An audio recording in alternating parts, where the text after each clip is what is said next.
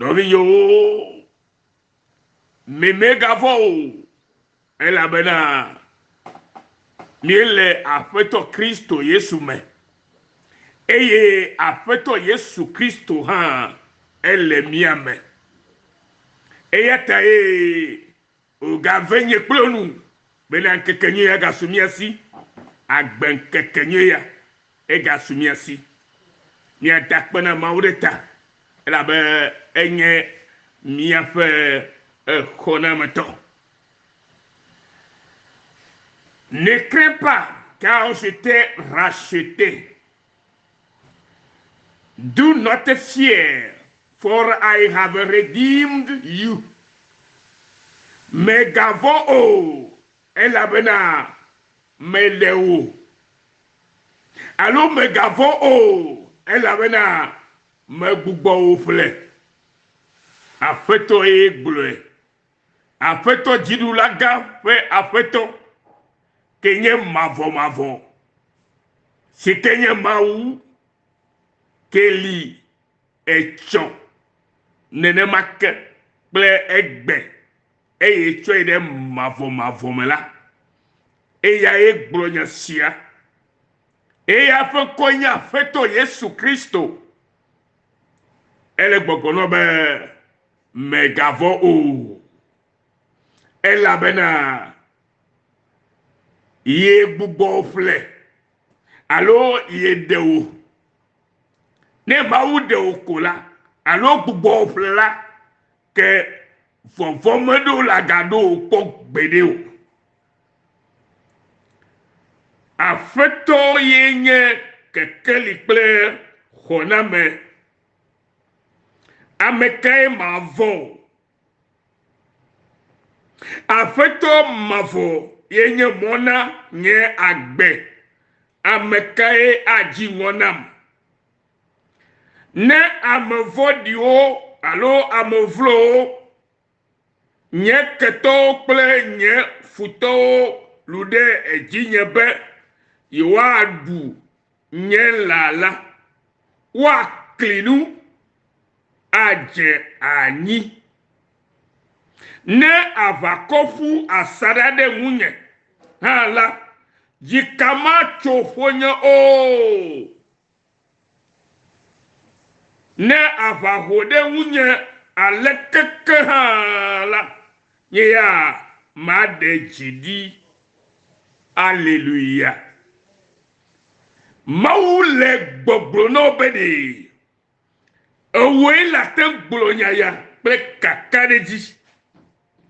ela bena afeto mavo fe mauke unye kenya afeto Yesu Kristo la yele gbogbo na obena megavo ela bena yedewo megavo ela bena medewo afeto Yesu Kristo yedemi eyeta nyagbesia yo tonami le gbefe keke mabana na jujo vovo megana vovo na ale elabena musekata toala ele pleo musekata toa ke musebubu de kemele de tonula ele ple nye pleo eyeta efonu ba. Ainsi parle maintenant l'Éternel qui t'a créé, celui qui t'a formé. Ne crains rien, car je te rachète.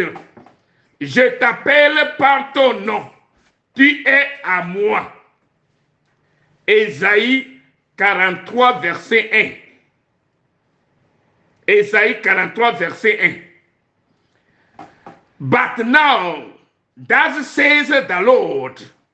who created you, and he who formed you, fear not, for I have redeemed you. I have called you by your name. You are mine. Isaiah 43, verset 1. Azo ale afeto mawu mavo. Amesi wo eye o meola gblɔ esi megavɔ o elabena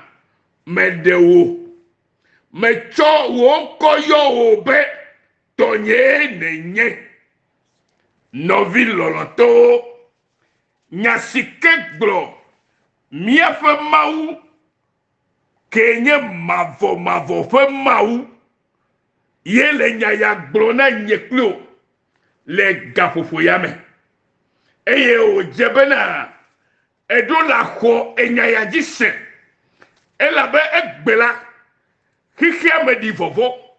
elabe egbe la xixia le vɔvɔ dom na ame geɖewo si ke la na be woakplɔ wo de nugbegbe me vɔ ne nye be enye kpo ke nye aƒetɔ Yesu tɔ abe ke le gblɔ le fia bena ye nye mawu ke yo eye ye le toto no bena azɔ la ale si ye gblɔ enye si bena ye na nye be eye me o eye wɔ o eye ta gbɔgbɔ be megavɔ o elabena ye ɖe o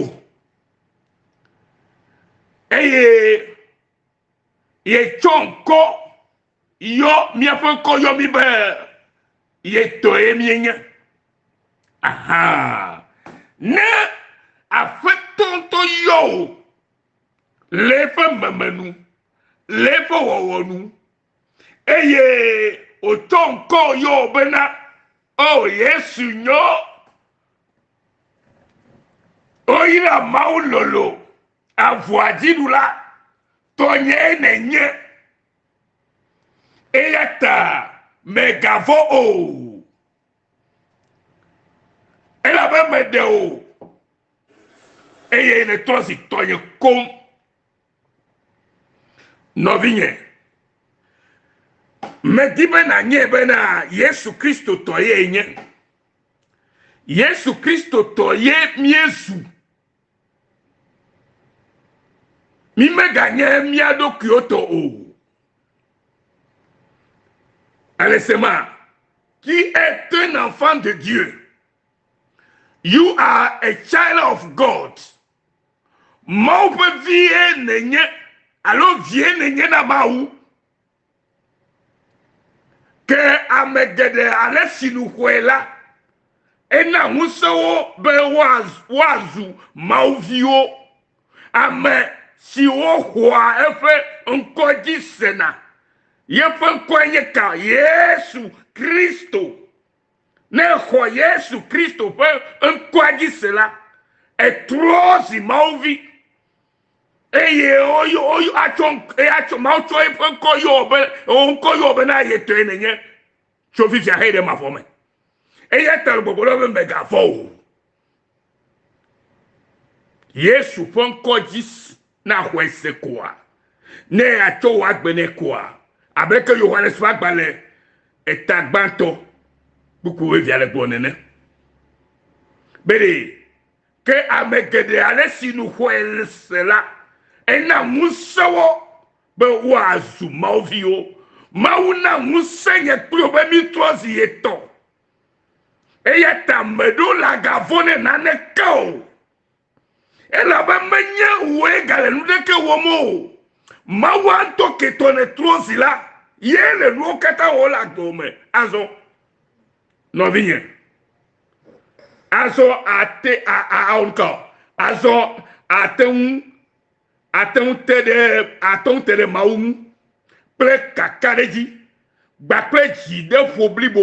to Kristo Yesu dzi xɔse me Efesotɔwo ƒe agbalẽ ta ame tɔ kpukpui ame 12 le nyama gblɔ na mi Mawu mavɔ ŋutɔ ƒe ŋutifafa adzra wo dzi ɖo le Kristo Yesu me eye Mawu ƒe ŋutifafa si ƒo gɔmesesewo katã ta adzɔ miaƒe dziwo kple miaƒe tamesusuwo ŋu eye wadzrawo le Kristo Yesu me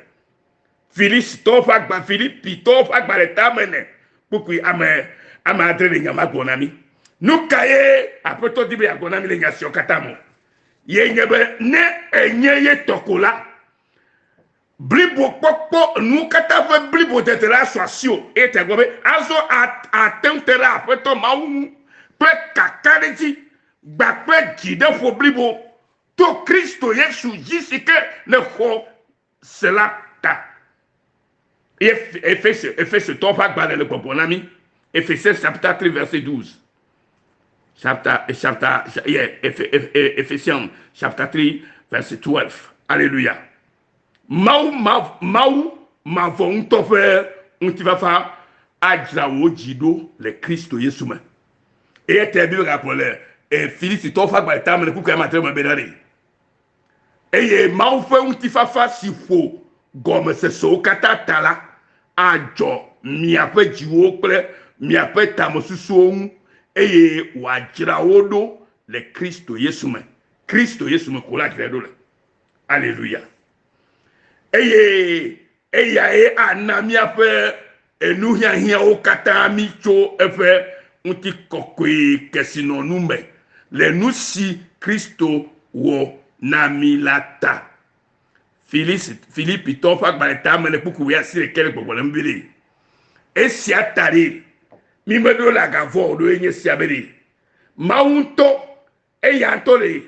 ela provide mi ela na mi apel nu hia o katade asumi asi to ife unti kokwe kesino nuome mo pe nuo kesino nuo onye nti kokwe kesino nuo onye le nusi que Kristo Yesu na milata ye yesi ola sumia sido eyeta o ya maga medola gavo maulomi eyata otiamido maulo eye otia obe na nye eya matore de ko no viloloto mi enye be na maunto etiami le alesike wolomi ntolata et Thessalonique 14 gba le gba to tame et gba to puku ya menele nyama bonami no vi ye mawne ira o ye me di be ma ji sugo vo magaba ji usia o alebe mi atem senu ogome nu si kado la noter alo actuele tame inde ya nyeba na megavo ela bela medeu ne ebo bela be ne to ejome ne amere cho va ijobola malewo amere cho itobola 0 amere cho yatibola 0 amere cho egbogbo bola 0 la be mawube ilekliu obi ye mawure ira de Yesu ko kombana na doje sidoko be nyeto eya na be magavolo ese no vie ko kobo Yesu nyo ira mawlulu avajirula cho true forgiveness mission of Celia na miokata o ira mikere de Yesu ko koma amen.